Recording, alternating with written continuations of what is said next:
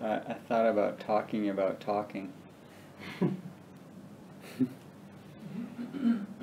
Just don't follow that advice. Speak if you can improve silence.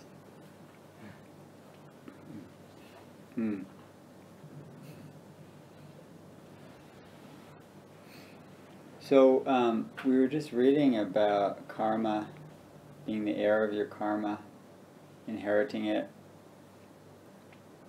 and making sure the fruits of your karma are nutritional and healthy is pretty much what, right in the beginning, the 5 precepts that you take in order to not cause harm. You know, the basic kind of guidelines for maintaining, for reducing suffering around us. Those guidelines, they're pretty basic, right? Don't kill, don't steal, don't lie, don't have intoxicants, don't have harmful relationships. So, you know, real simple. Real simple. And we open it up and we can say, well, you know, not lying, just look at speech. Now, of course, these may be golden rules, but they're not set in stone. So, yeah, they're golden, but they're not set in stone. Because if someone comes up to you and says, you know, like they're pursuing, a killer is pursuing someone, did he run this way? You're not going to say, yeah. Obviously you're going to lie. But you're lying in order not to kill or to preserve life. So there's sort of a hierarchy too. Yeah. And you're using wisdom, and sometimes just common sense, which is sort of everyday wisdom.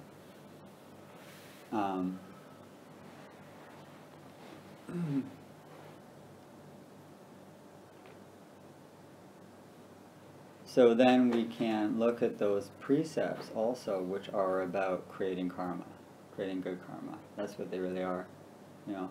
And so how do we then, not just what you don't do, but what you, yes, do. So there's the positive side of you're not killing is wanting to, you know, not only not cause harm, but wanting to protect and encourage and to, you know, enable life.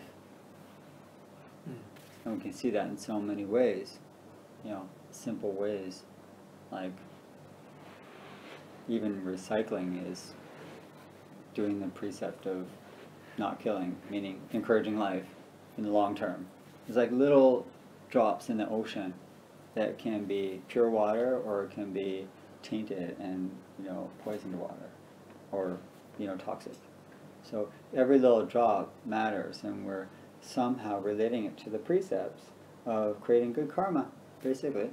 You know, being an heir of your karma means that these precepts, it's not abstract. You know, the precepts are there as ways of struggling with everyday living, of saying, okay, well, how can I, you know, produce beneficial, wholesome karma? Meaning, the results of my actions will be beneficial ones. So when we talk about the Eightfold Path of being right speech and right action, right livelihood, the sila, the virtue part of the behavior, how we behave in a way that produces beneficial results, meaning the karma is good, is by understanding that right means real simple. Again, the teachings are not meant to confuse. They're meant to guide in a way that you can actually live.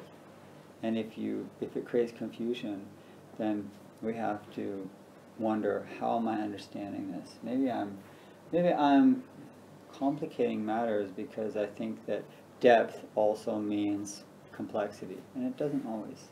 Sometimes depth is simplicity, and the precepts are really, you know, just deep and simple. Okay, and what does it mean, right? It's not abstract. It's not, you know, complicated. Right speech, right action, right livelihood, sila. Right means wholesome. What does wholesome mean? Real simple. what are the, remember the eightfold path that I'm touching upon here with speech is the fourth noble truth. And the four noble truths are aimed at one thing only, understanding suffering and how to end suffering. That's what it's about. So does your action reduce suffering or does it increase suffering? Does it increase happiness and reduce suffering? That's right. All right, that's wholesome. Okay, suffering, the origin of suffering, the end of suffering, and then the path to end suffering. So when we look at the precepts, the 5 precepts, those are connected to the path of, what is right? Like, what's the right thing to do here? The right thing to do, is it that someone agrees with it? No. It means that in a real concrete way, harm is being prevented and help is being encouraged, right? Helping someone end their suffering and be happier and access that joy of being alive, and you're helping to reduce the suffering in whatever ways.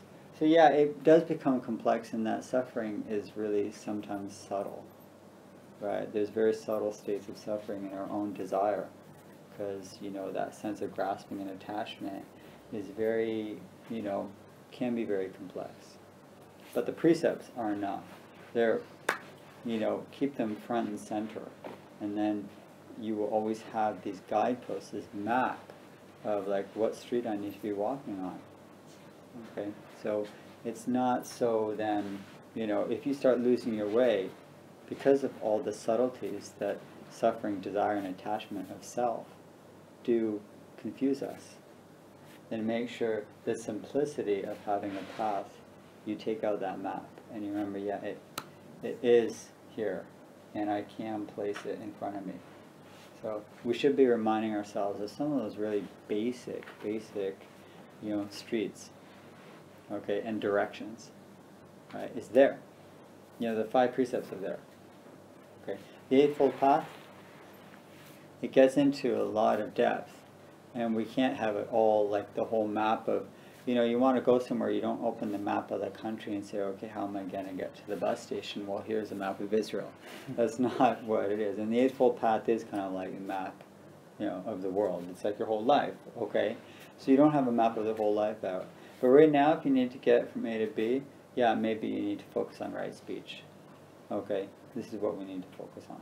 So, it's always there, and that street is always part of your general map. But right now, this is a street you need to actually be walking on in this moment. And when you're sitting in meditation, it's not necessarily always thinking about speech or work, livelihood, but maybe it's mindfulness and concentration and putting some effort. So it's the samadhi, it's the, meditation part of the Eightfold Path. So yeah, during meditation, that's the right, that's the wholesome that we then cultivate. And then when you're outside, like at work, you are contemplating, you're thinking about, right livelihood. How do I bring that in? How do I make that my path right now? So that's the street you're on, or that's the neighborhood, let's say. Okay, but it's true, we're not looking at the whole map all the time. So right now I want to look at a certain neighborhood. I want to explore this neighborhood that we all know, and we spend a lot of time in it.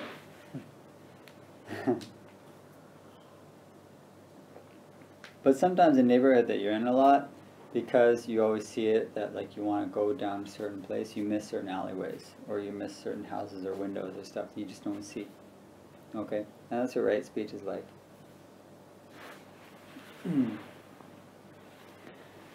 Very familiar, and because it's familiar speech, okay, we miss some of the important landmarks that you pass by every day, so you just like don't notice it's there. And then you get a tourist like from a Buddhist country who comes in and says, "Oh, what's that?" And you're like, "Oh, wow, that's a tower I didn't even notice, and I pass by it every day." So the Dharma can refresh our view sometimes of the familiar neighborhoods that we're walking down all the time. And considering right speech will encourage you to notice more of that very familiar place called speech.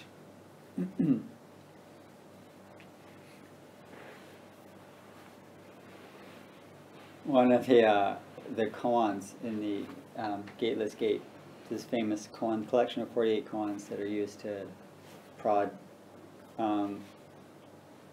Zen students.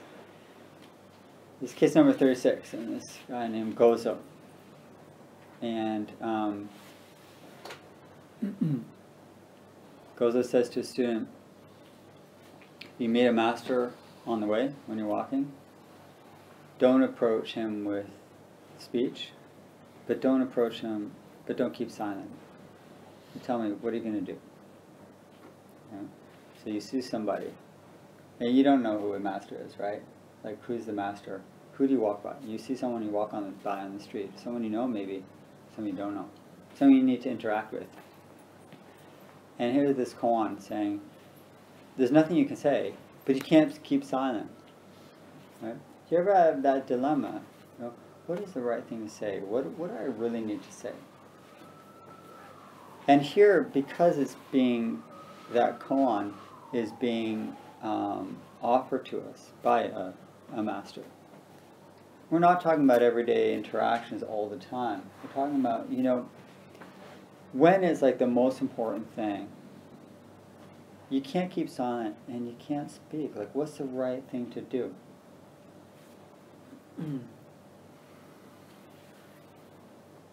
What do you say?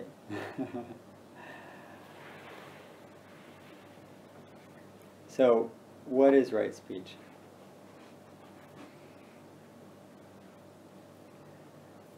If we're considering it as part of a path of awakening, which is really what the Eightfold Path is,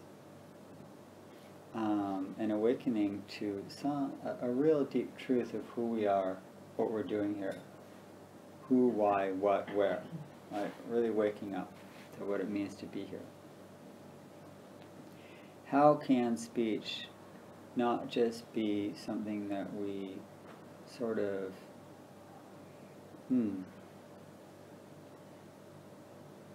reproduce as a kind of reflex,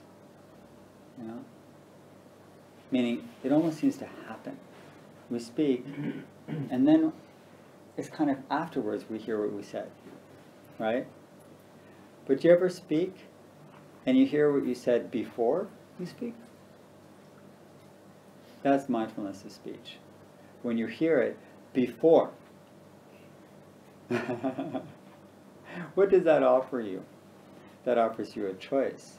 Whether then this is, yes, part of the path of right speech, meaning it is, encouraging happiness and reducing suffering, in whatever way that is, right? Or is it just coming from my own sense of discomfort? What do I mean discomfort? Suffering. Like, I need to fill this gap. I need to fill the lack, right? How often do we speak from a sense of lack? Right? And remember, the second noble truth is the origin of suffering. And the origin of suffering is desire in the bad translation, but it's more just that sense of something's missing. And I'm going to spend my whole life trying to find that. And going through a lot of mistakes and purchases in order to fill that hole. And speech is a really, really common way we try to fill that gap. It comes from that sense of discomfort.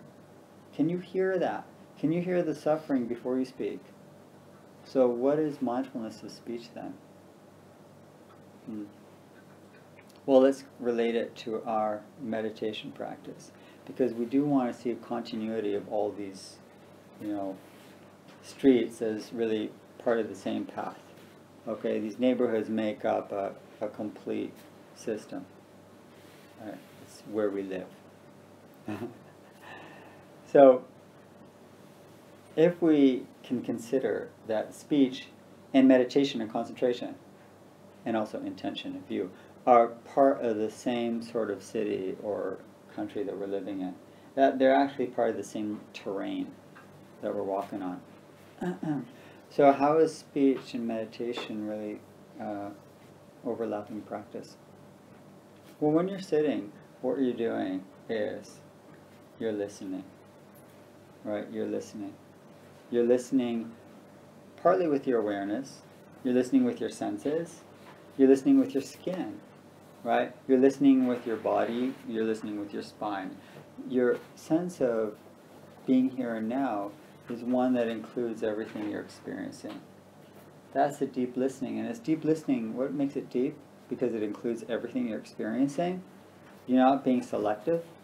You want to accept everything. You want to receive and hear deeply everything. And what is listening? What is true listening? Okay? It's desisting. It's pausing before you respond. Right? Listening means you wait until the other person is actually finished speaking before you formulate your response. Shallow listening is that I'm already responding while you're talking. Right? That's shallow. Because you haven't heard the whole thing yet, so it can't be deep. Deep listening is based on what's called the first paramita. The first paramita, there are 6 Mahayana paramitas. What is it? Patience. Patience. Like, just wait. You know, can you wait? And meditation is waiting. Right? Waiting. Waiting for what? For the bell, maybe? I don't know. It's just waiting to hear the fullness of what this moment is saying. You're just waiting patiently for it to reveal itself as it is.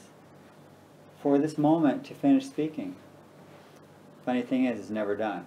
So you have to keep waiting and sitting. So your sitting practice is never done. Your listening practice is never done. But that means right speech and mindfulness of, you know, this moment are really the same thing. What is speech based on? How do I know what to say? I can't know unless I hear you, unless I hear everything you've said. And then I might have a bit of an idea of how to respond. Until then, I'm really just coming from my own sense of self and what I want to produce, not what I want to, you know, hear. So, if we want to understand right speech, we have to also understand what it means to listen. Deep listening. And deep listening is meditation. That's what meditation is. Meditation, another way to just describe meditation, is to listen without always putting yourself forward. But to sit, wait, and this is the next paramita, is called Dhamma. Dhamma is generosity. The real generosity is when you can let someone else be themselves, not who you want them to be. Right? You want to really give something, give them them. Give them the space to be. That is deep listening. So we see that patience and dana, generosity, are foundations for right speech. Because how do you know what to say unless you've waited patiently to hear reality, whether it's a person or the situation, and you've given that person and the situation the space to reveal themselves. Only then can you even think about what to say. Otherwise, you're speaking from self.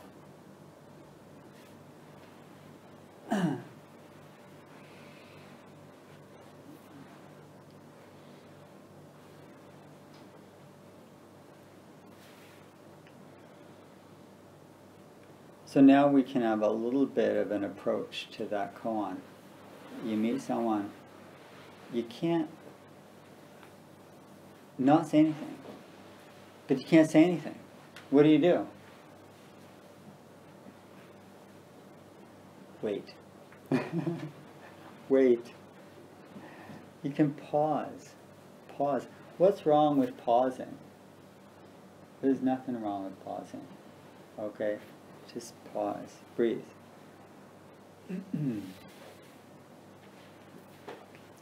You know, I once read this interview with who's the Supreme Court Judge? Ginsburg, Ruth Ginsburg. You know, she's like in her 80s. She's this really amazing woman. and very sharp, very like, everyone's begging her never to retire because you'll end up with I don't know what, but she's very sharp. Now, I mean, Supreme Court Justice, you'd imagine that she'd have a lot to say. But the amazing description of her in an interview was that she would be asked a question and there'd be like several long seconds before she said anything. She like would wait for her answer to appear.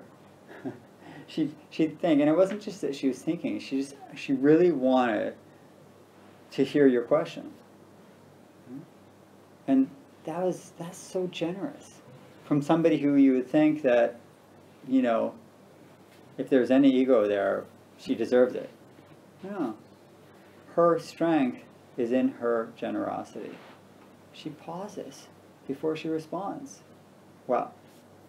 Talk about the basis of justice.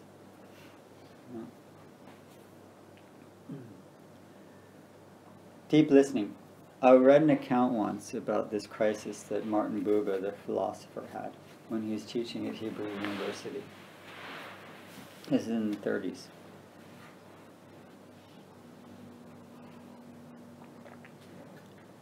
He said a student came to him in office hours once and had some questions and wanted to talk and ask all these, meaning of life stuff, because he was the address. And he was very busy, and he was trying to do his work, and he was like, kind of didn't give him much time. Kind of was perfunctory, like, yeah, okay, answered him. Several weeks later, he heard that this student had committed suicide. He carried that albatross for the rest of his life, Martin Buber, thinking always, what if I had just given him a few more minutes? What if I had just actually listened? Instead, I just gave him the set answers that I knew I had. If I had just listened, you see that speech, right speech, can be the same as the precept not to kill. These precepts are all really like the same, territory. It's really the same territory. I mean, we know as a cliche that words can kill. Okay, look at bullying and cyber stuff and all this sort of stuff that the kids go through until someone because of Facebook stuff, commits suicide. So like all parents are worried about this sort of thing.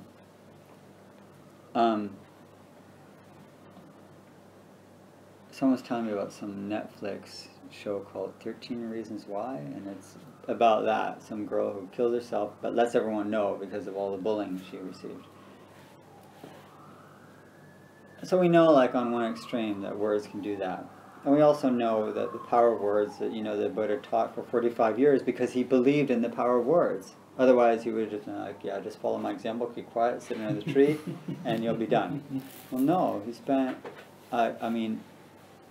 hundreds of thousands of words poured forth in order to help. So, there was a minister named Reverend Stewart. In 1848, he gave a talk about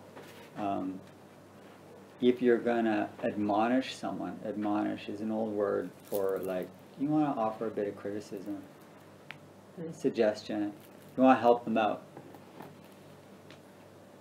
So that there are three things you should ask yourself first before you do. Is it true? Okay, whatever you're bothered by, whatever you want to tell this person. Is it true? Is it kind? And is it necessary? Those three questions. And he wasn't Buddhist, okay? But it all is the same sort of world map that we're trying to follow. Where how can we use our words to help and not harm, basically. This is the underlying principle. You know, can we help more and harm less? And by asking the questions related to speech and keeping it real simple, why do we need to keep it simple? Not because it's shallow, but because we need to remember it. Okay? The reason the Buddha repeated a lot of the teachings and counted them and say, here's 5 ways, 5 things you should think about, and, you know, 4 noble truths, 5 precepts, you know, 8 paths, and all these numbers. You could do Buddhism by numbers if you want to. It's a mnemonic device. It's a way to remember. It's in order so that we can, when we need it, remember, oh yeah. Is it true? Yeah, it's true. Is it kind? Now all of a sudden it's more complicated, isn't it? Meaning from my sense of, like, my accounting. Is it kind? Well, that gets to the heart of the matter. And the heart of karma, by the way. Because what is the real heart of karma? What is karma based on? What really makes karma? It's called intention. Karma is on the level of volition, of intention. Right? You step on an ant, it's like, I'm really sorry, man, didn't see you. You see it and you step on it, that's bad karma. Okay? So karma has to do with intention. And that's where the second question of Reverend Stewart is. Is it true? Yeah. Is it kind? Like, is it coming from my sense of care? Am I saying this because I care? Right? What's more important? To be right or to be loving? And hopefully they go together. Not all the time. And if we want to decrease suffering and increase happiness, being right doesn't always do that. And is it necessary? Is it necessary? Is this really going to make a difference? Or is it just because I want to feel like I'm making a difference? That's something to consider. I want to read what the Buddha said about right speech, actually. Just to hear it from... I know the idiom, it doesn't work, the horse's mouth, but here's what the Buddha said. There's 2 ways I wanna express this. 2 ways I read about it in the Vacca Sutra. Monks, he said, a statement endowed with 5 factors is well spoken, not ill spoken. It is blameless and unfaulted by knowledgeable people. Which 5? It is spoken at the right time. It is spoken in truth. It is spoken affectionately. It is spoken beneficially. It is spoken with a mind of goodwill. A statement endowed with these 5 factors is well spoken, not ill spoken, blameless, and unfaulted by knowledgeable people. Let's go over those 5 again for a second. Because they overlap. What Reverend said? Spoken at the right time. That's interesting, isn't it? Right time. Right time for who? For the person you're trying to help. Okay, is it the right time for you? I mean, no. The person you try to... Can they hear it? Can they hear it? There's so many people, I mean, that the classic example is people go on a retreat and they come back home and they're like, I gotta tell you about the Dharma. Is that the right time? It may be true and it may be good-willed, like I really want to help you and I care about you, and it may be affectionate, like I love you. It's usually not the right time, right? When somebody asks you, then it's the right time. But until they ask you, it's probably not the right time, right? Especially when it's the Dharma. Okay?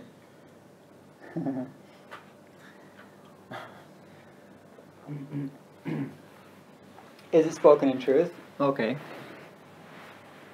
Is it spoken affectionately? You know, the way we say things, you can probably say anything, but you need to package it well. You know, packaging counts. We live in a physical world, and the physical is sometimes just the way the words come out. Is it affectionate? Right? Affectionate is the packaging, right?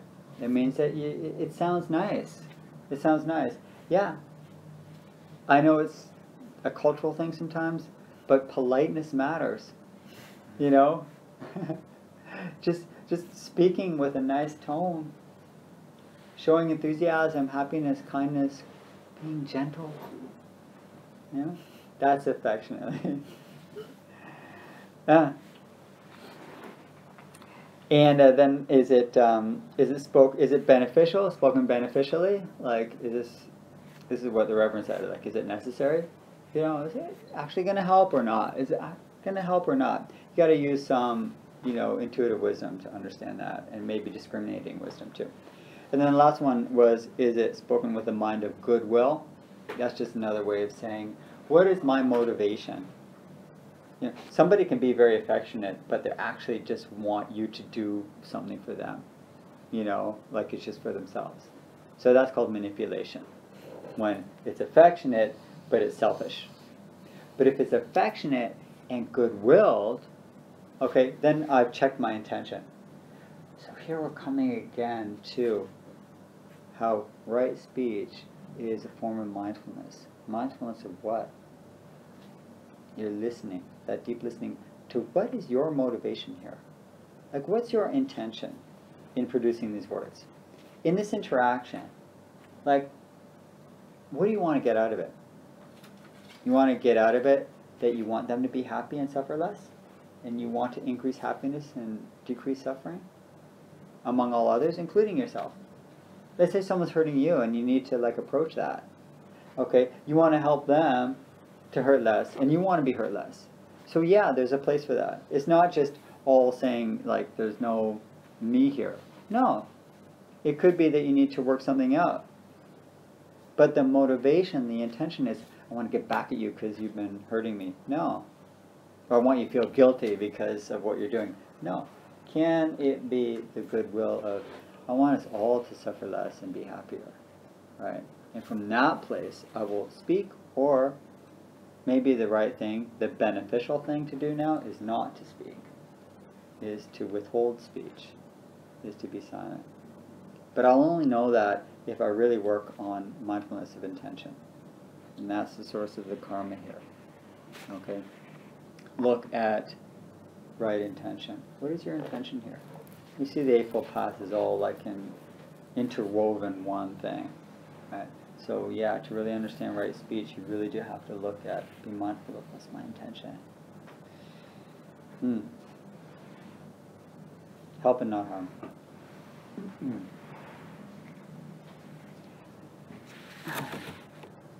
So,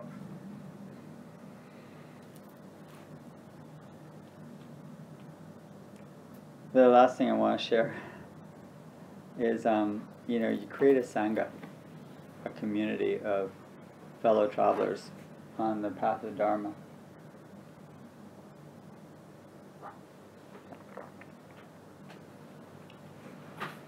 And sometimes you can find that whatever you talk about, it seems to have that undercurrent of that you're sharing your practice and intention in Dharma.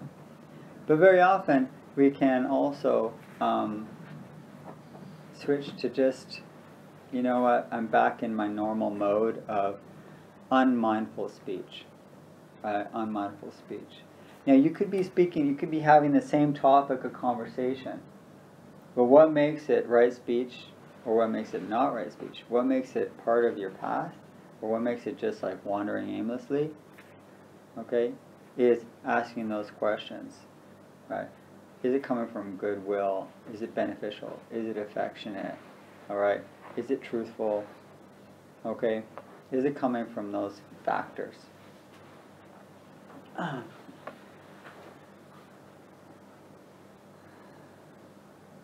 And if you meet someone on the way, sometimes, what do you say? Well, the Buddha helped us out here. One of the teachings in this sutra was called 10 Wholesome Topics of Conversation. I really loved it when I read this, because I thought, have you ever been at a party? You meet someone and you just don't know what to talk about. Well, the Buddha's been there, and he helped us. He helped us. He gave us 10 wholesome topics of conversation. You want to strike up a conversation with somebody? You have a lot of option here, right? You're stuck with, I have no idea what to talk about with this person. Here they are. There are these 10 topics of wholesome conversation. Which 10? I was like, it's a rhetorical question. Well, I'll tell you. Talks on modesty. I'm not even sure how you talk about that. I wanted to ask. It sounds not modest to talk about modesty. Maybe just telling the person, you're so quiet and modest. You never talk about yourself. On contentment. I'm pretty happy with my lot in life. On seclusion. I love that one. Let me tell you about my cave. No, but you can say, I'm with that. It's not cynical. It's true. I know. Because, it's depends what you see on Facebook. Usually you see people going everywhere, traveling, having fun, and then other people also wants to thinking they're having fun and wants to do that. But it's interesting. But if you share something which is more aiming towards seclusion, modesty, and contentment. Yeah. Oh, definitely. Even in Facebook. So it's, I put in Facebook a picture of my kuti in a chat. Nice. And now I want to go there. So yeah. No, it's I mean these are serious. all. I mean, you're not going to talk about. There's a lot of ways. These are general categories, right? That's true. And within these categories, there is being able to say, yeah, I went for a walk by myself, and I heard this, I heard this bird this morning, or I was just like, I really enjoyed this morning walk. Who are you with? Nobody. And that giving seclusion, giving solitude, honor, is sometimes sharing that. There's nothing wrong with being alone, and normalizing that, I think, is what he's saying here, talking about seclusion, right? Daniel, I actually have an interesting experience on this very topic, because I go to a support group for people after weight loss surgery, and we had a meeting with a new instructor, new leader, 2 weeks ago, and I tried to bring the principles of right speech mainly by listening. Because very often when people come to support groups, everyone wants to get their 2 cents in to say their piece. There's never enough time to go around, and I just prefer to listen. This apparently got the leader's goat. She didn't like it. And she called me, for everyone, a social outcast. That's what I got from my trouble. So right speech definitely is a challenge. Yeah. It just happened 2 weeks ago, so very, very relevant. That's not very encouraging. I mean, the right speech you could have. Well, I appreciate your listening. Yeah, I appreciate that. Yeah. But they just couldn't, when I tried to explain to her on the phone afterwards, I tried to say, listen, it's great everyone wants to talk, but people often want to be listened to as well. That's the whole idea. So surely there's some value in that. I wasn't quite sure whether I was resonating with her or not. I couldn't quite get it through. Yeah. I think the thing I sort of had to blend in, to get my piece in as well. I just couldn't quite track it down. Yeah. Yeah, there's a lot of needing to prove oneself. Yeah. Even in a support group. I need to show you that I need support.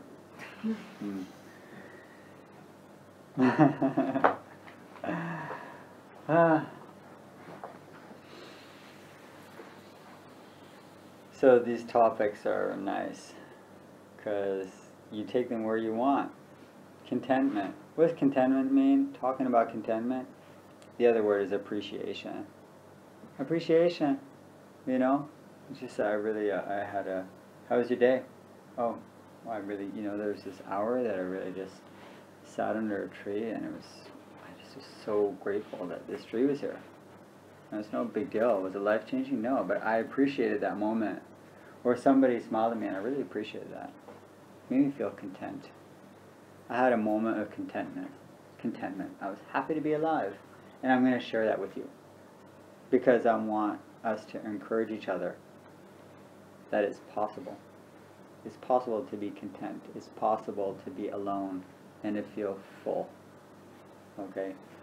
All these topics of conversation are just ways of encouraging each other to live life well and to stop always needing what you don't have.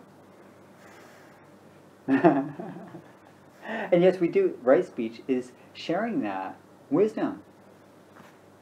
And you share that goal, then it encourages other people on their path too. I feel that those topics are also, like, in modern terms, I'd say that it's a call for social change. It's changing our culture, which there's just things we talk about and things we don't talk about. And a lot of the things we don't talk about are things that we actually all experience, all go through. And talking about it helps normalize it.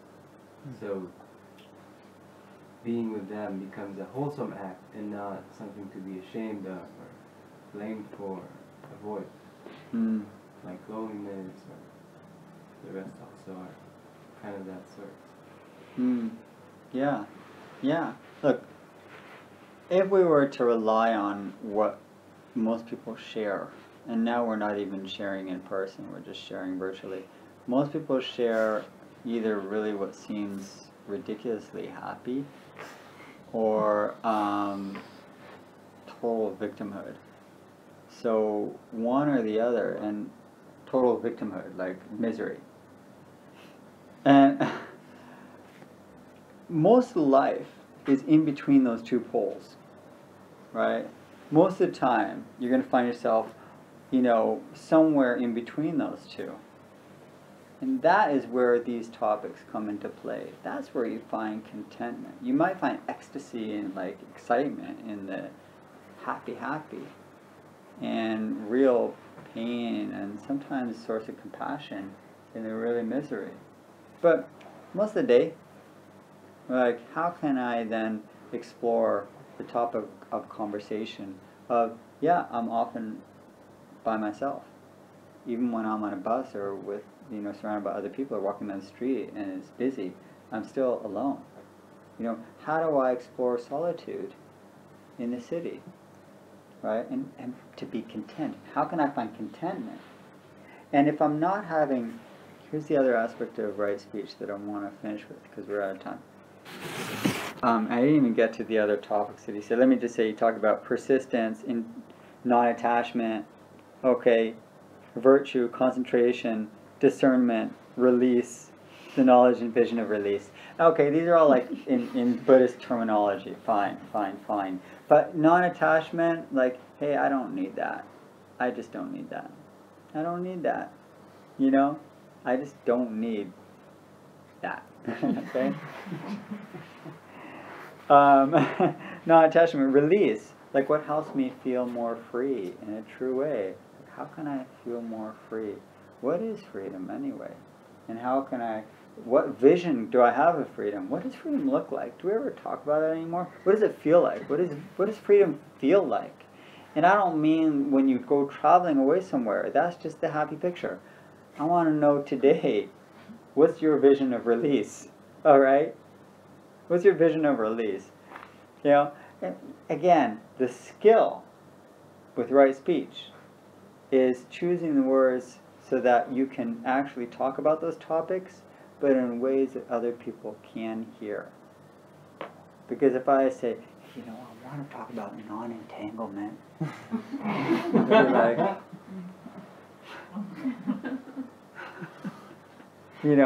that's where you get the Zen master with no response. But it's no response of leave me alone.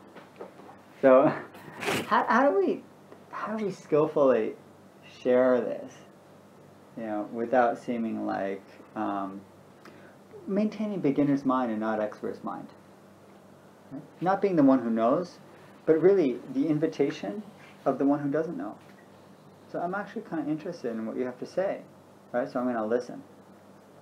But I want to end with right speech, coming back to one real basic thing, and about the deep listening. And I talked about deep listening of, your own intention, your own motivation.